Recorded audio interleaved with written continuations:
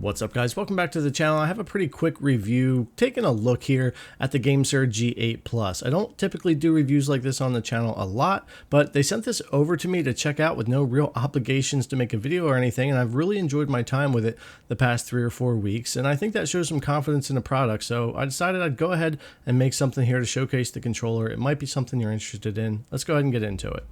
So of course I'll have links in the description for you if you're interested in grabbing one up. They run about $80 USD from their site, and it's universal compatibility with Switch, iOS, Android, PCs, tablets, and it has a lot of room to fit a lot of those devices as well. Hall effect sticks, toggleable trigger controls, motion controls, all stuff we'll take a look at in the GameSir app here in a little bit, and of course some customization and replaceability when it comes to some of the parts there. So a pretty good out-of-the-gate design for the GameSir G8 Plus here. And I want to take a look at the unboxing real quick before we get into some more stuff about the device. Pretty simple, straightforward, not going to get too deep into it, but I'll show you what you get with the device in the box here. So we'll get this thing opened up, get this slid out. It's basically like a lot of other unboxings, it's a box in a box. So we'll get this out, we'll turn it around, and we've got our GameSir G8 Plus inside.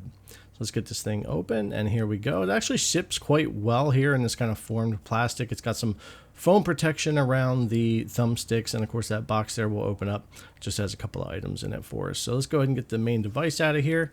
And off the bat, this thing felt great coming out of the box. I could tell that there's some decent build quality here. My issue with a lot of portable controllers is just the cheapness of how they feel, the buttons, the plastic, all that kind of thing. This definitely feels really good. And then it comes with some thumbsticks that you can change out, and I'll show you that a little bit later. And in the box, we just have a USB-C wire, or USB to USB-C wire you can use to plug into your PC or to charge or whatever for connection there or charging. And then of course we have some paperwork, instructions, and things like that inside. But that's pretty much all you're looking at when it comes to what's in the box for you here. Pretty simple and straightforward, and it'll work out of the box without any real tweaking, but there's a lot you can do in the app, which we'll take a look at. And again, I wanted to show this off just a little bit more. It looks good. The build quality on it is quite nice. We have our Bluetooth connection at the bottom, USB-C, a couple of paddle triggers in the back we can program, really good grips there, and I've used it with a lot of different devices, and the springs and everything so far seem to be holding out really well. Now you can take those faceplates off. They are magnetic. They're easy to pop on and off. They work really well. You can pop your thumbsticks off there. You can get over to your buttons and change them around. So it's really easy to get in here and either change parts around, or maybe you want to change your buttons around to match Switch or something like that. Super easy on both sides of the controller to get in and do that. Now, as far as the GameSir app, you don't have to have it, but it is cool because you can update your firmware.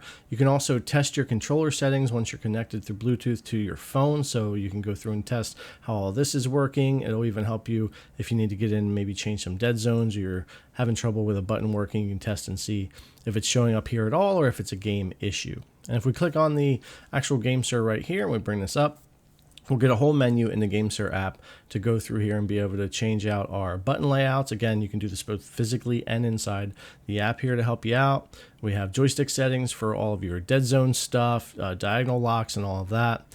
We go back here. We also have the vibration settings, so the intensity. You can also try it. You can test it out there if you want to. Also, we have trigger settings for the sensitivity there, the dead zones, but also that enable hair trigger is in the app as well. If you want to be able to utilize that feature, you'll definitely need the app also. But yeah, it's a pretty straightforward, easy to use app, but it helps you get more out of the GameSir controller and really tweak it to how you want it to work if out of the box isn't great for you.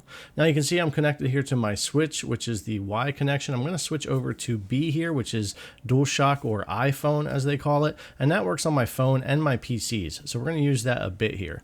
And I don't play on my phone a ton, but I do some Xbox Cloud Gaming and GeForce Now on here from time to time and things like that, and not having to take off my case, throw it in here and it fits easily, or throw my Switch in here, change modes. It's really quick and seamless, so it makes it the kind of controller that I want to have around to grab and use on these devices. Now, Xbox Cloud Gaming has its own little issues, and I have horrible internet connection out here where I'm testing, but it was working fine. And jumping into some GeForce Now, playing Black Myth Wukong, my favorite cloud streaming service. Again, bad connection out here where I'm at, but that's not the controller's fault. It still worked really great. I jumped into quite a few cloud services and different things that I use on my phone and didn't have any problems with it picking up the controls and working properly. I'll definitely be jumping into some more GeForce Now, maybe some on-the-go Black Myth here and there while I have this going. Now, the main reason that I wanted to try this controller out is for my Switch. I'm not a Joy-Con fan attached to the Switch.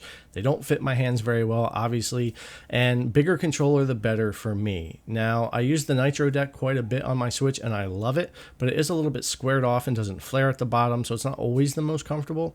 I do like that this flares out and feels more like a normal controller on both sides. I could still use a slightly bigger controller for me, but I think for most people, this is going to be plenty comfortable. Jumping into Switch games worked great, never had any problems with that stuff being recognized. Again, you could swap buttons and swap things in the software to actually match up with like the A, B, X, Y and swapping those around and stuff, and that works just fine. But yeah, all in all, no real complaints here. It's comfortable, triggers feel good, the joysticks feel great, the buttons feel good. Again, its build quality is really nice. It doesn't feel cheap when you're using it, which I like. Now, I do a lot of handheld PCs here. It's mostly what I do these days here on the channel, playing around with those, and you can certainly connect to those through the B button or the DSW mode as well. So once I get that into its pairing mode and I go in here, you'll see GameSir. Don't click that, it won't work. If you go to the wireless controller though, and click on that, it will work and it'll map it out like a DualShock controller on the PC. And I've had this work on various PCs, I think probably all 4 or 5 of my handhelds and both desktops here in the house without any problem. I have seen some reviews where people have had issues with the connection to PC, have done some hardwiring that worked and stuff like that. You can do that, but I, for Bluetooth here on this mode, was able to connect to multiple PCs and try it out and didn't have a problem. So it's cool on the Legion Go to set up and mess with that. Now you might be asking, could you fit the Legion Go inside of this? And yeah, you can, but I wouldn't recommend it. With the bump out at the back, it's not flat, so it doesn't sit in the GameSir very well. And of course, we have the Legion Go controllers, which are fine, but I just wanted to show you size-wise. Yeah, it maxes it out. I couldn't go any bigger. This is pretty much it, but I wouldn't recommend it, but yes, it would fit in there. But yeah, any PC I wanted to try this on, it really wasn't a problem. So it's a great controller to also be able to use for that, especially if you're docking them. Even the Steam Deck, it will connect to just fine as well in that same mode. So if you're docking your Steam Deck and you want a quick controller that you can use on your phone, your tablets, and use Bluetooth on your handheld PCs like the Deck or others, you're definitely going to be able to do that with this controller as well. I just myself didn't run into any like real problems going through